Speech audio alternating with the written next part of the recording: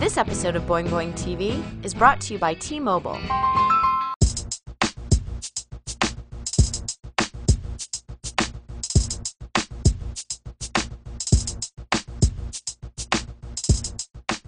Well, hello there, and greetings from my office here in London, Cory Doctorow, I guess you might call it.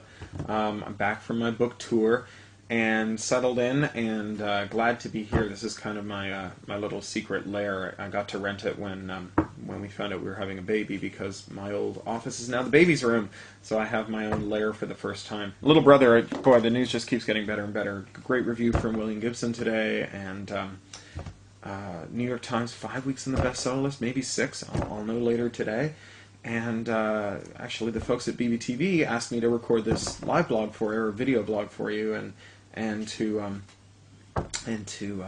read you a little bit more, Little Brother, which is what I'm about to do now. So this is a section from one of the early chapters. It's a scene right early on where the protagonist, a guy named Marcus, and his pals, who all snuck out of high school to play an alternate reality game, which is kind of a scavenger hunt for nerds. Not that other scavenger hunts aren't for nerds. I guess it's a scavenger hunt for a certain kind of 21st century nerd.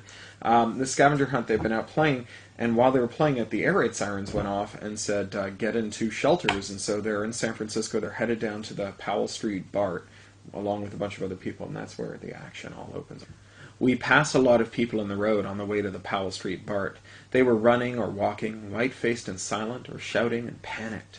Homeless people cowered in doorways and watched it all, while a tall black tranny hooker shouted at 2 mustached young men about something.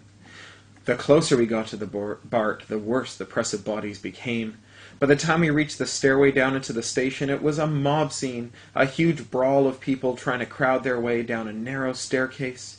I had my face crushed up against someone's back, and someone else was pressed into my back. Daryl was still beside me. He was big enough that he was hard to shove, and Jolu was right behind him, kind of hanging on to his waist. I spied Vanessa a few yards away, trapped by more people. "Screw you!" I heard Van yell behind me. "Pervert, get your hands off me!" I strained around against the crowd and saw Van looking with disgust at an older guy in a nice suit who was kind of smirking at her. She was digging in her purse, and I knew what she was digging for. "Don't mace him!" I shouted over the din. "You'll get us all too!" At the mention of the word mace, the guy looked scared and kind of melted back, though the crowd kept him moving forward. Up ahead, I saw someone, a middle-aged lady in a hippie dress, falter and fall. She screamed as she went down, and I saw her thrashing to get up, but she couldn't. The crowd's pressure was too strong. As I neared her, I bent to help her up, and I was nearly knocked over. I ended up stepping on her stomach as the crowd pushed me past her, but by then, I don't think she was feeling anything. I was as scared as I'd ever been. There was screaming everywhere now, and more bodies on the floor, and the press from behind me was as relentless as a bulldozer. It was all I could do to keep on my feet. We were in the open concourse where the turnstiles were. It was hardly any better here. The enclosed space sent the voices around us echoing back in a roar that made my head ring, and the smell and feeling of all those bodies made me feel a claustrophobia I'd never known I was prone to. People were still cramming down the stairs, and more were squeezing past the turnstiles and down the escalators onto the platforms, but it was clear to me that this was not going to have a happy ending.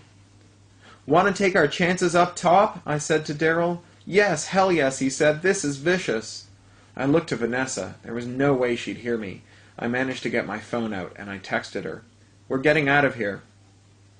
I saw her feel the vibe from her phone, then look down at it and back at me and nod vigorously. Daryl, meanwhile, had clued Jolu in. "What's the plan?" Daryl shouted in my ear. "We're going to have to go back," I shouted back, pointing at the remorseless crush of bodies. "It's impossible," he said. "It's just going to get more impossible the longer we wait." He shrugged. Van worked her way over to me and grabbed hold of my wrist. I took Daryl, and Daryl took Jolu by the other hand, and we pushed out. It wasn't easy. We moved about 3 inches a minute at first, then slowed down even more when we reached the stairway.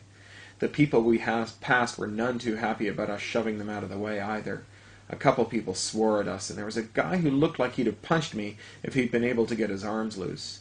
We passed 3 more crushed people beneath us, but there was no way I could have helped them. By that point, I wasn't even thinking of helping anyone.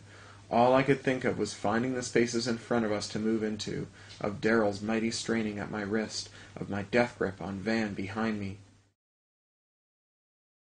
I'm a couch surfer. 37 cities in 55 weeks. I've got a lot of friends, no itinerary. Without my phone, I'd be out of luck. Most cell companies promise great coverage, but T-Mobile proved it to me on their website before I signed up. You can even see your signal strength, street by street. Or, in my case, couch by couch. When it comes to my coverage, T-Mobile works great. Let T-Mobile prove your signal strength in all the places that matter to you.